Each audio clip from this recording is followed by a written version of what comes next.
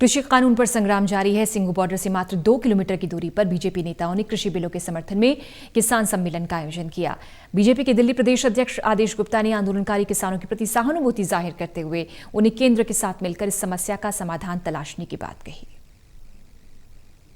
Bharatiya Janata party द्वारा कृषि कानून के समर्थन में किसान सम्मेलन का आयोजन किया गया। बीजेपी के नेता भारत के अलग अलग शहरों में इस सम्मेलन का आयोजन कर रहे हैं। इसी कड़ी में दिल्ली के नरेला इलाके में भी किसान सम्मेलन का आयोजन किया गया, जहां पर भारतीय जनता पार्टी के प्रदेश अध्यक्ष आदेश गुप्ता, जिला अध्यक्ष देवेंद्र सोलंकी और केंद्रीय कृषि राज्य मंत्री सहित कई नेता पहुंचे, जहां उन्होंने कृषि कानून के फायदों को लोगों के बीच में रखा।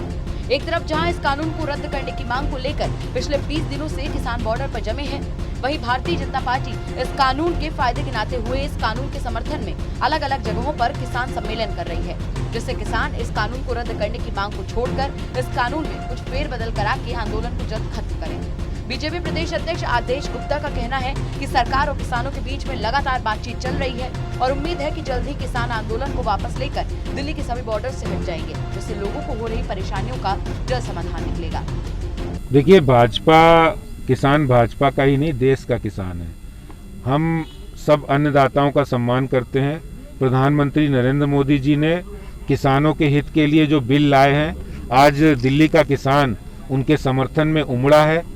दिल्ली का किसान ये चाहता है कि ये बिल जो है, इन बिलों के माध्यम से उनके इनकम में बढ़ोतरी होगी और किसान को ये आज़ादी अगर मोदी जी दे रहे हैं कि वो अपनी फसल को कहीं भी बेच सके, अच्छे दामों में बेच सके, बढ़े हुए दामों में बेच सके, तो वो कौन लोग हैं जिनको ये ऐतराज है कि किसान वही गुलाम बना रहे।